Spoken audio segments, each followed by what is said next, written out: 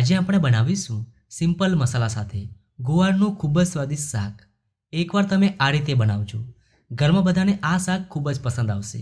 તો વિડીયો ગમે તો લાઈક કરજો અને ચેનલને સબસ્ક્રાઇબ કરવાનું ભૂલતા નહીં। તો ચાલો હવે બનાવીએ। ગુવારનું ટેસ્ટી એવું શાક બનાવવા માટે મેં અહીંયા 250 ગ્રામ જેટલી ગુવાર લીધી છે। જ્યારે પણ તમે ગુવાર લાવો ત્યારે આ રીતે કૂણો હોય એવો પસંદ કરવાનો। કૂણો ગુવાર હશે તો તમારું શાક ખાવામાં ખૂબ જ સરસ લાગશે।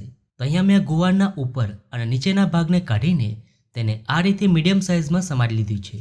હવે આપણે શાક બનાવી લઈએ। તો પેનમાં ઉમેરીશું 3 ટેબલસ્પૂન તેલ।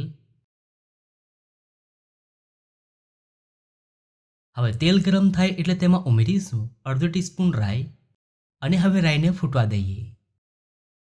તો રાઈ ફૂટી ગઈ છે। હવે તેમાં ઉમેરીશું અડધો ટીસ્પૂન અજમો, સાથે 1 ટીસ્પૂન આદુ લસણની પેસ્ટ અને હવે એકવાર મિક્સ કરી દઈએ। તો ગુવારના શાકમાં અજમો ઉમેરવાથી શાક પચવામાં હળવું રહે છે અને બીજું કે સ્વાદ પણ ખૂબ જ સરસ આવશે। હવે તેમાં સમારેલી ગુવાર ઉમેરી દઈએ અને હવે એકવાર મિક્સ કરી દઈએ।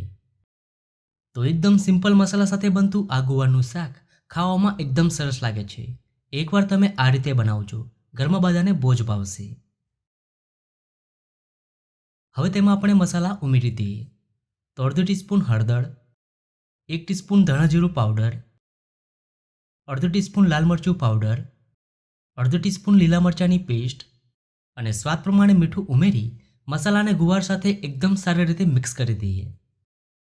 તો મરચું તમે સ્વાદ પ્રમાણે વધુ ઓછું ઉમેરી શકો છો। અને હવે ઢાંકણ ઢાંકી શાકને કૂક થવા દઈએ। તો વચ્ચે વચ્ચે તમારે ચલાવતા રહેવાનું છે। તો શાકને કૂક થતાં લગભગ 12 મિનિટ જેવી થઈ ગઈ છે। હવે તેમાં 1/4 કપ શેકેલી કાચી સિંગના દાણા ઉમેરી દઈએ અને હવે દાણાને ગુવાર સાથે સારી રીતે મિક્સ કરી દઈએ અને 1 મિનિટ જેવું કૂક કરી લઈએ।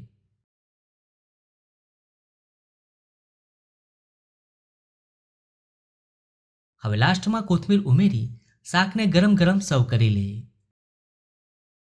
તો ખૂબ જ સ્વાદિષ્ટ ગુવારનું શાક બનીને તૈયાર છે।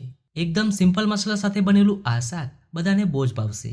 તો તમને આ ગુવારના શાકની રેસીપી કેવી લાગી? જો રેસીપી ગમી હોય તો વિડીયોને લાઈક અને શેર કરજો।